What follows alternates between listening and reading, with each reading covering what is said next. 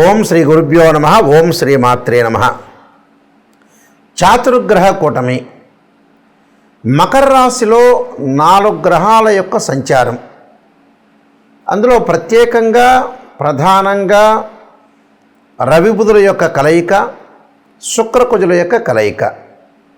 అంటే 4 గ్రహాలు మకర రాశిలో జనవరి 18వ తారీఖు నుంచి ఫిబ్రవరి 3వ తారీఖు వరకు శనిక్షేత్రంలో 4 గ్రహాల యొక్క కలయిక ఏ విధంగా ఉండబోతుంది అంటే, ప్రధానంగా మకరం అనేది కుజుడికి ఉచ్చస్థానం, శుక్రకుజులు సములు, అలానే రవి బుధులు సములవుతారు. అంటే ఈ 4 గ్రహాలు కూడా శుక్రకుజులు ఎంతైతే సమత్వంలో ఉంటారో రవి బుధులు కూడా మిత్రులు అవుతారు. అలానే శనిక్షేత్రంలో ఉండటం అంటే కుజుడు ఉచ్చస్థానంలో ఉండి శనిక్షేత్రంలో ఉండటము, అలానే శుక్రుడు కుజుడు బుధుడికి శనిక్షేత్రంలో ఉండటం వల్ల శని కూడా సమత్వంగా ఉంటుంది. అంటే శనికి ఈ 3 గ్రహాలు శుక్రుడు కుజుడు బుధుడు సమత్వంగా ఉంటుంది. అలానే రవి వచ్చేటప్పటికల్లా శత్రువు అవుతాడు. చాతుర్గ్రహ కూటమి 4 గ్రహాలు మకర రాశిలో సంచారం చేయటం వల్ల ద్వాదశ రాశుల వాళ్ళకి ఎలాంటి ఫలితాలు జరగబోతున్నాయి, మరి ఎలాంటి ఫలితాలు మరి జరగబోతున్నాయి, మనకి ఎంత మంచి ఫలితాలు వస్తున్నాయా, చెడ్డ ఫలితాలు వస్తున్నాయా, కొంతమందికి మిశ్రమైన ఫలితాలు వస్తారు. ఇవన్నీ కూడా గోచారరీత్యా చెప్పబడే ఫలితాలు అంటారు. ఇవి బర్త్ చార్ట్ జన్మజాతకాన్ని అనుసరించే ఫలితాలు కావు. మరి నాయకంటి గారు ఎందుకు చెబుతున్నారంటే, గోచారం కూడా వితిన్ సెకండ్లో మనం అదృష్టాన్ని కలిసి వచ్చే అవకాశాలు ఎక్కువగా ఉంటాయి. అంటే మనం ఎంత కృషి చేసినా కూడా కొంత వితిన్ సెకండ్లో అదృష్టం కలిసి రావాలంటే గోచారం అనేది చాలా ఇంపార్టెంట్. ఈ గోచారంలో సహజంగా చాలామంది కూడా చూసుకునేటప్పుడు ఏంటంటే, ఏ రాశి నుంచి ఏ రాశుల్లో ఏ స్థానాల్లో గ్రహాలు అనుకూలంగా ఉంటాయనేది కూడా చూసుకుంటారు. అలా చూసుకుంటేనే మనకు జాతకపరంగా తెలుస్తూ ఉంటుంది.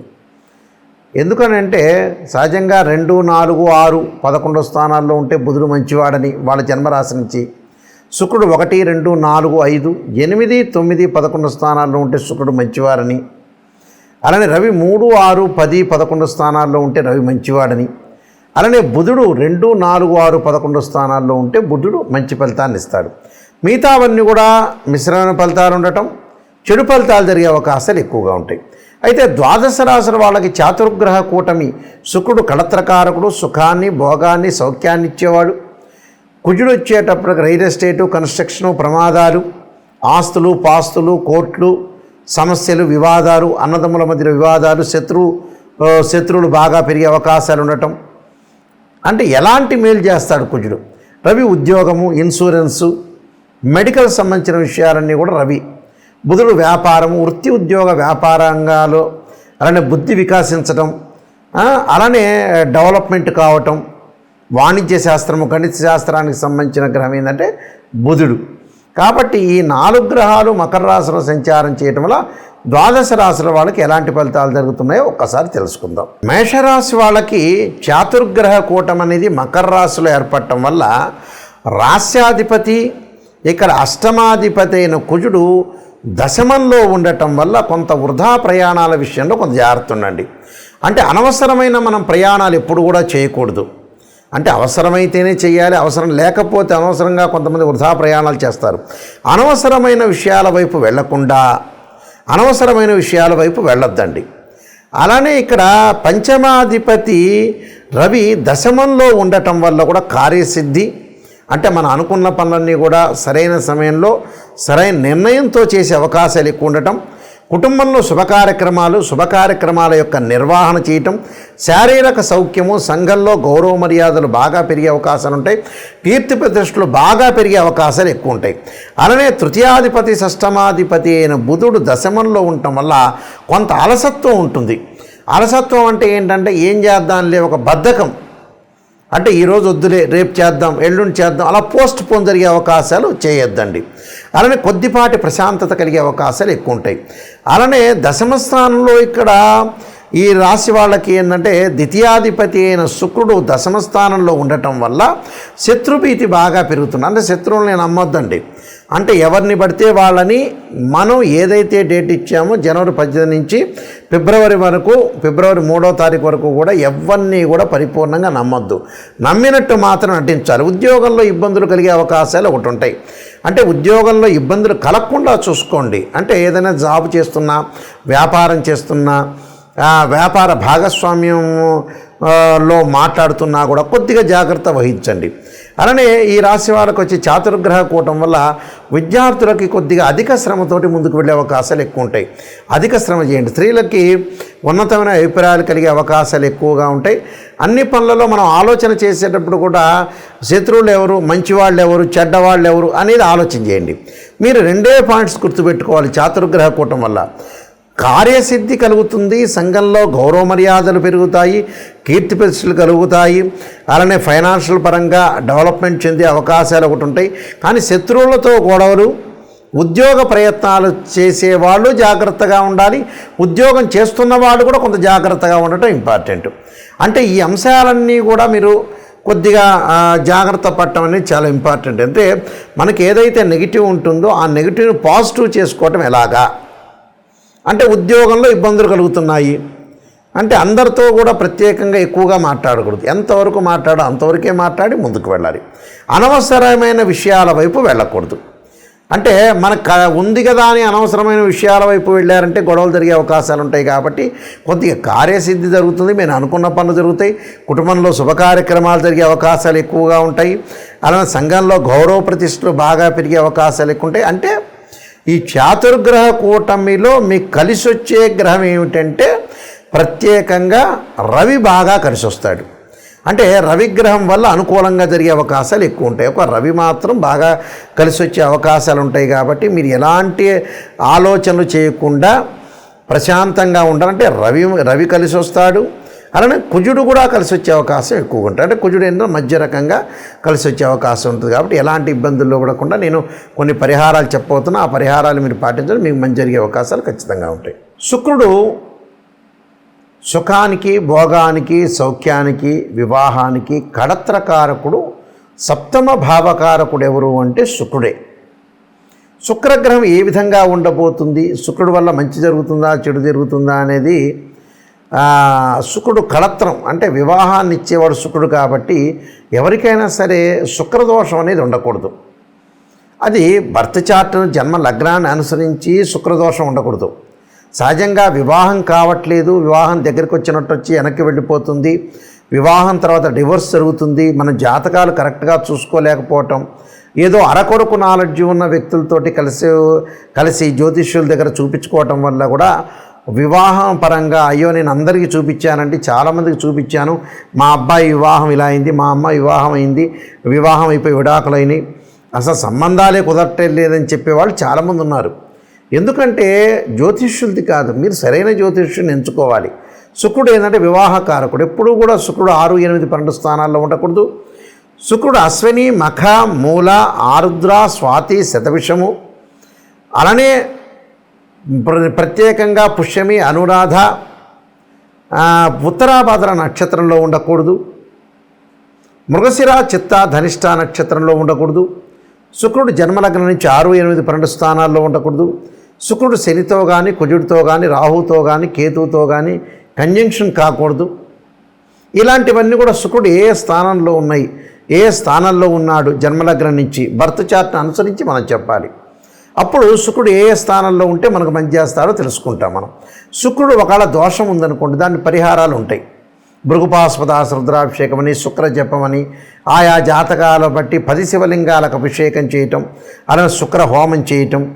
వివాహం కానీ అబ్బాయి కన్యాపాస్పదాస రుద్రాభిషేకం, అమ్మాయికి వచ్చేటప్పటికల్లా వరపాస్పదాస రుద్రాభిషేకం, అఘోర గౌరీ పాస్పదాస రుద్రాభిషేకాలు.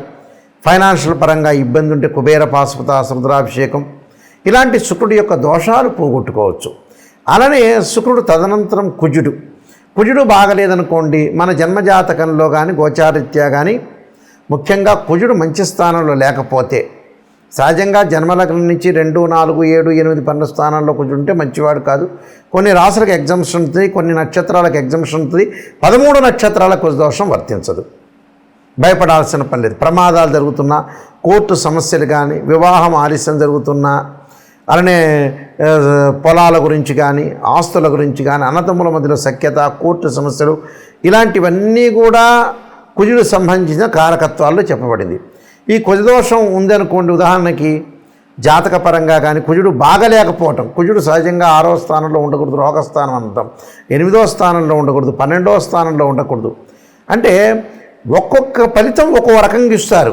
ఏంది గురువుగారు కుజుడు అన్ని స్థానాల్లో చెడ్డవాడు అనేది కాదు. కొన్ని స్థానాల్లో మంచివాడు, కొన్ని స్థానాల్లో చెడ్డవాడు, కొన్ని స్థానాల్లో మంచి ఫలితాన్ని ఇస్తాడు, కొన్నిసార్లు చెడ్డ ఫలితాన్ని ఇస్తాడు. కొంతమంది ఎగ్జామ్షన్ కూడా ఉంటుంది, భయపడాల్సిన పని లేదు. దానికి అంగారక పాశుపత రుద్రాభిషేకం, సుబ్రహ్మణ్య స్వామి ఆరాధన, సుబ్రహ్మణ్య స్వామి అష్టకం చదువుకోవాలి. అలానే జాతకాన్ని చూసుకోవాలి, బర్త్ చార్ట్లో ఏ విధంగా ఉందో చూసుకుని మనం అనాలిసిస్ చేయాలి. ఇది ఫస్ట్ పాయింట్. అలానే బుధుడు వ్యాపారపరంగా ఉండేవాడు. వ్యాపారము, వృత్తి, ఉద్యోగ, వ్యాపార రంగాల్లో బుద్ధి వికసించడము, సరైన సమయంలో సరైన నిర్ణయం తీసుకోవడం, బుధుడి యొక్క దోషం ఉంటే కూడా అలానే బుధుడి యొక్క సంబంధించిన జపం కానీ, అలానే బుధుడికి సంబంధించిన హోమం కానీ, అలానే పాశుపతాస రుద్రాభిషేకం చేసుకోవడం చాలా మంచిది. రవి వల్ల ఏం జరగబోతుంది? రవి వల్ల ఉద్యోగంలో మార్పులు, ఆరోగ్యపరంగా ఇబ్బందులు, ఆరోగ్యం మహాభాగ్యం అంటారు.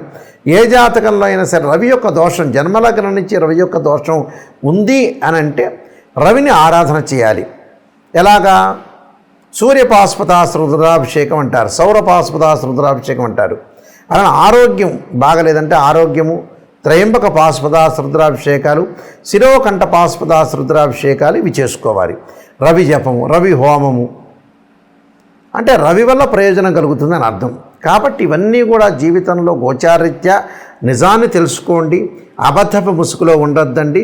ఎవరైనా నాకు కాల్ చేసేవాళ్ళు జాతకానికి నిజం తెలుసుకోవాలి, నెగిటివ్ అయినా పాజిటివ్ అయినా తెలుసుకునే వాళ్ళు మాత్రమే నాకు ఫోన్ చేయండి. అంటే అబద్ధపు ముసుగులో జాతకాన్ని చెప్పలేరు, నేను చెప్పను కూడా.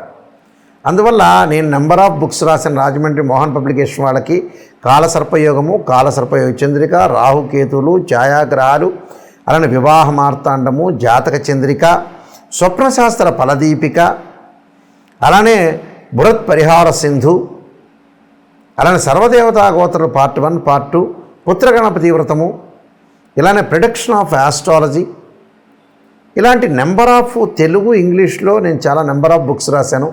మాది వెబ్సైట్ ఉంటుంది www.nayakanti.com అని, nayakanti.in మీరు చూడొచ్చు. ప్రతిదాని కూడా సమస్య పరిష్కారం ఉంటుంది. ఆ సమస్యను మీరు బాధపడాల్సిన పని లేదు. నాయకంటి మల్లికార్జున శర్మ బుక్స్ అని కొడితే వస్తుంది మీకు. ఎవరైనా సరే జాతకాన్ని క్లియర్గా చెప్పించుకోదలుచుకున్న వ్యక్తులు నా నెంబర్ స్క్రోల్ అవుతుందో ఆ నెంబర్కి మీరు ఫోన్ చేయొచ్చు. డైరెక్ట్గా ఆ నెంబర్ నా దగ్గరికి వస్తుంది.